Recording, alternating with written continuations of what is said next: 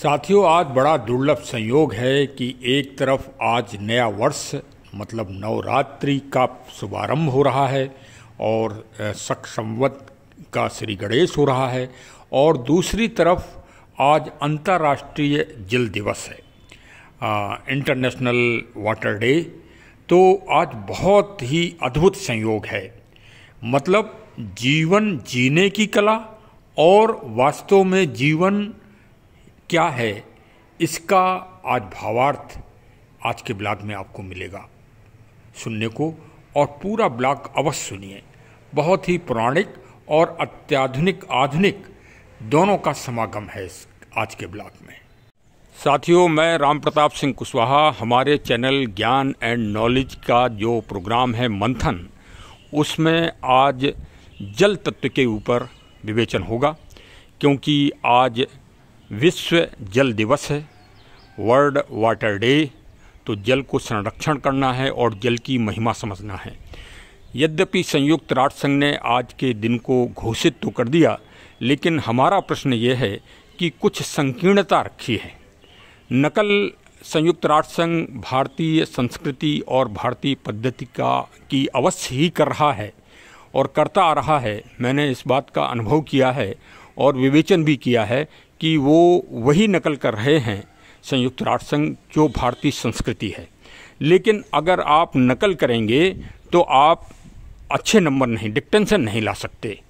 नकल मत करिए, मूल को पकड़िए। संयुक्त राष्ट्र संघ को भारतीय संस्कृति में जो जल तत्व के संवर्धन और संरक्षण के लिए जो आदि और अनादि काल में वेद से लेके पुराण, पुराण से लेके महाभारत, महाभारत से लेके और अन्य महान ग्रंथों में जो भविष्य की जल संरक्षण की योजनाओं को साकार किया गया है और महान ज्ञान दिया गया है, उस ज्ञान को जन जन में पहुंचाना चाहिए। और चूंकि भारत इस समय G20 का अध्यक्ष है और भारत के माननीय प्रधानमंत्री नरेंद्र मोदी जी भी अध्यक्ष की भूमिका निभा रहे हैं, तो मेरा तो उनको सजेशन ये होगा कि वो संयुक्त राष्ट्र संघ के माध्यम से भारत के जो प्राचीन जल संरक्षण की महान योजनाएं और महान नीतियां और महान सिद्धांत हमारे ऋषियों ने और वैदिक साहित्य में बताए गए हैं, उनको जन जन तक पहुंचाएं। देखिए, जन जन तक पहुंचाने के लिए ही तो संयुक्त राष्ट्र संघ ने आज के दिन को जल दिवस 22 मार्च को घोषित किया है कि पूरे विश्व में इसका संरक्षण और इसकी जागरूकता फैलाई जाए। तो संकीर्णता किस बात की? वही तो कार्य सनातन और भारतीय लोग आदि और अनादि काल से करते चले आ रहे हैं कि कल नवरात्रि का पावन दिवस है, और नवरात्रि के पावन दिवस में भगवान की पूजा होने से पहले सबसे पहले क्या होती है? कलश स्थापना होती है। वो कलश में क्या होता है? जल तत्व होता है। वो वरुण देवता को सबसे पहले हम आवाहन करते हैं। मतलब भगवान को और श्री गणेश जी के आह्वान के बाद अगर सबसे पहले कोई देवता का आह्वान होता है, या देवताओं की श्रेणी में अगर जैसे देवता तो अग्नि है, जल है, सूर्य है और इस हवा है, तो ये देवता हैं। देखिए, इस प्रकृति को समझना सबके लिए आसान काम नहीं है। ये गूढ़ संस्कृति है और इसी पे पूरी दुनिया आधारित चल रही है। सत्य बात तो ये है कि जब आप एनवायरनमेंट और पर्यावरण, देखिए पर्यावरण ही जीवन है, जल ही जीवन है, तो इसके महत्व को तो समझना पड़ेगा ना भाई। कि जल में आप जहर मिलाते रहोगे और सोचोगे जीवन चल जाएगा, नहीं चल सकता। आप धोखे में हो। आप एक बुलबुले की तरह आपका जीवन समाप्त हो जाएगा, आपकी अगली पीढ़ी समाप्त हो जाएगी। तो जल की स्वच्छता और जल की निर्मलता और सरलता के महत्व को जन जन में पहुंचाना चाहिए। वो किसी भी जाति के हों, किसी भी धर्म के हों, किसी भी पंथ के हों। जल में तो कोई जाति का बंटवारा नहीं है, जल में तो कोई संप्रदाय का बंटवारा नहीं है। कोई ये कह दे कि नहीं हम तो जल का नहीं पिएंगे, ऐसा कोई व्यक्ति या कोई प्राणी है दुनिया में जो जल से रहित हो सकता है? कैसी या भाई इस समाज को, इस देश को, दुनिया को कैसा बांट रहे हैं लोग बाग तथा कथित हैं।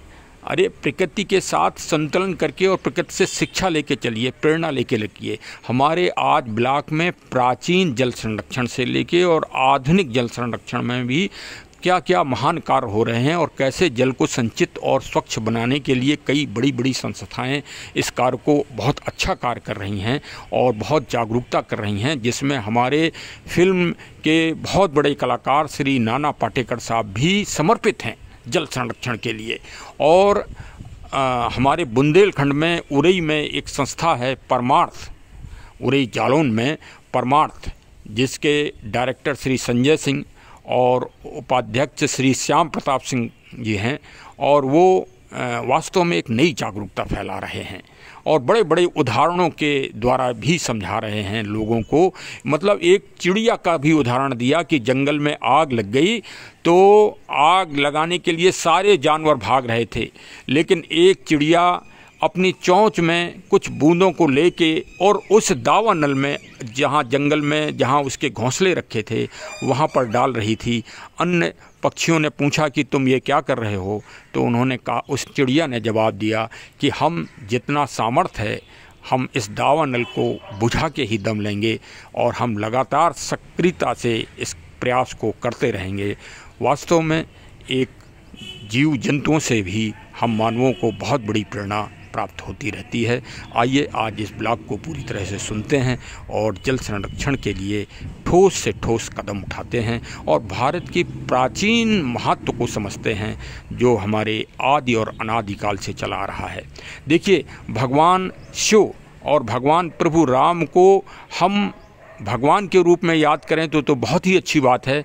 भगवान के रूप में नहीं, इस रूप में याद करिए कि उन्होंने जल संरक्षण के लिए कितना महान कार्य किया। वो जल संरक्षण के लिए ही याद किए जाते हैं, पर्यावरण संरक्षण के लिए याद किए जाते हैं, प्रकृति संरक्षण के लिए याद किए जाते हैं। समुद्र मंथन में जब जहर निकला, हलाहल जहर, तो उसको मतलब ग्रहण करने के लिए कोई तैयार नहीं हुआ, तब भगवान शंकर, भगवान शिव तैयार हुए। शिव से अगर सा हटा दें तो शव है, तो शिव ही मतलब जीवन है।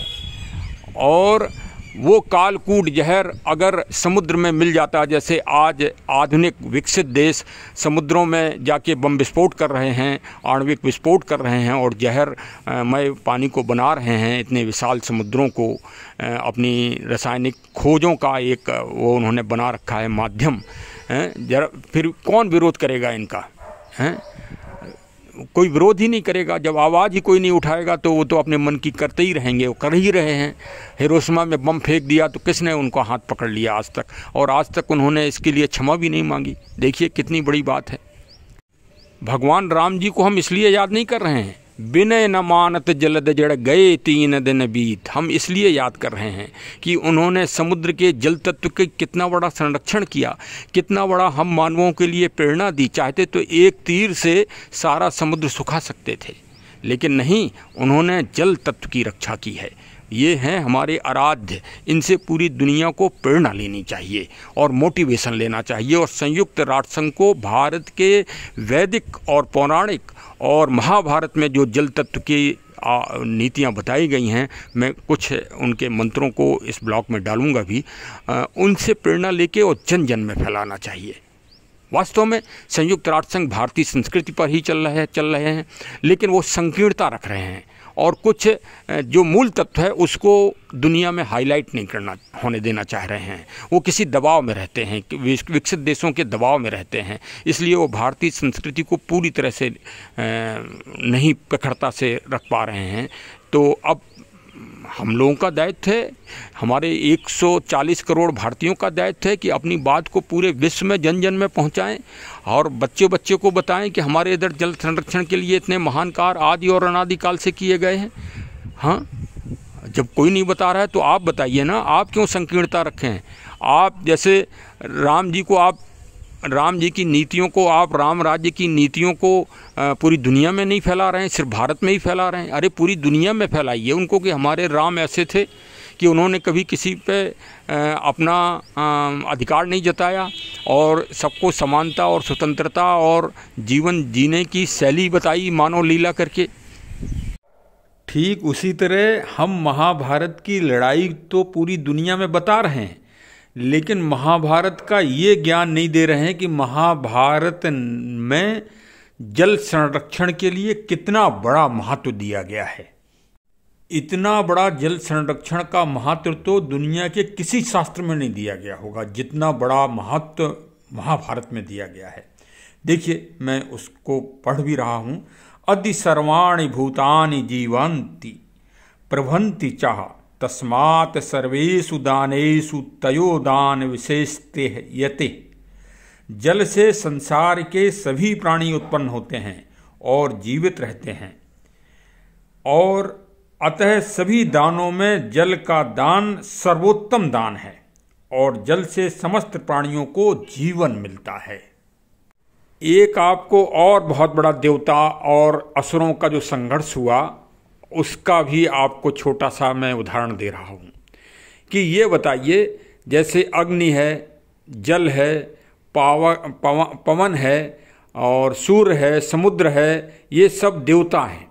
इनमें सबसे ज़्यादा कब्जे में अपने को अधिकृत करने के लिए किस देवता के लिए राक्षसों ने प्रयास किया, विशेषकर दशकंदर रावण ने, कि उस देवता को अगर वो कब्जे में कर लेते तो ये माना जाता था कि प्रकृति के सारे तत्व उसके कब्जे में आ जाते। दशकंदर रावण के शनि को भी कब्जे में कर लिया था, शनि को तो बांध ही लिया था अपनी चारपाई की पाटी पे, ऐसा माना जाता है। तो कौन से देवता ऐसे थे जिनके लिए उसने बराबर संघर्ष किया?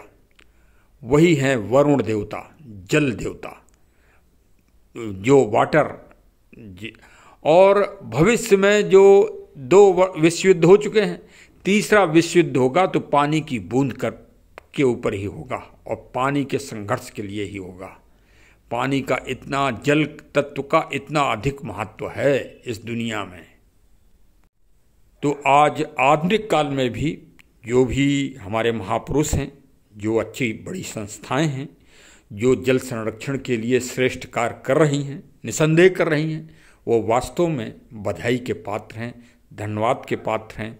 और जल का संरक्षण तो प्रत्येक जन जन को करना चाहिए, क्योंकि जल से ही ये पेड़ पौधे हैं।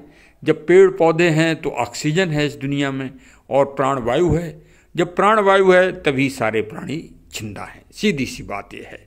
देखिए कितनी बड़ी महानता है हमारे महापुरुष श्री जो फिल्म जगत से जुड़े हुए हैं, नाना पाटेकर साहब, कि उन्होंने अपनी मर्सिडीज गाड़ी को खरीदने जा रहे थे, लेकिन तब तक उनको मालूम पड़ा कि जल पानी के किल्लत के कारण, परेशानी के कारण कुछ किसानों ने सुसाइड कर लिया है। तो उन्होंने गाड़ी खरीदने का सपना त्याग दिया और उस पैसे से जाके उन किसानों की महाराष्ट्र में जाके मदद की। इसी तरह बुंदेलखंड जनपद जालौन में परमार्थ सेवा संस्थान समिति है, संस्था है, जो बहुत ही उत्कृष्ट कार्य कर रही है बुंदेलखंड की असिंचित भूमि में। वास्तव में बधाई के पात्र हैं और प्रेरणात्मक वर्क हैं इन लोगों के, और इन लोगों से अन्य संस्थाओं को, अन्य महापुरुषों को भी आज वास्तव में प्रेरणा लेना चाहिए, मोटिवेशन लेना चाहिए। भारत सरकार ने भी एक प्रयास किया है कि घर घर पानी पहुँचे, स्वच्छ जल पहुँचे, और यही संयुक्त राष्ट्र संघ जो दुनिया की सबसे बड़ी संस्था है उसका भी आज यही मोटो चल रहा है। हम सबको भी इसमें भागीदार होना चाहिए। जल है तो कल है, कल है तो जीवन की आशा है। चलिए साहब, इसी के साथ फिर मिलेंगे, फिर जुड़ेंगे।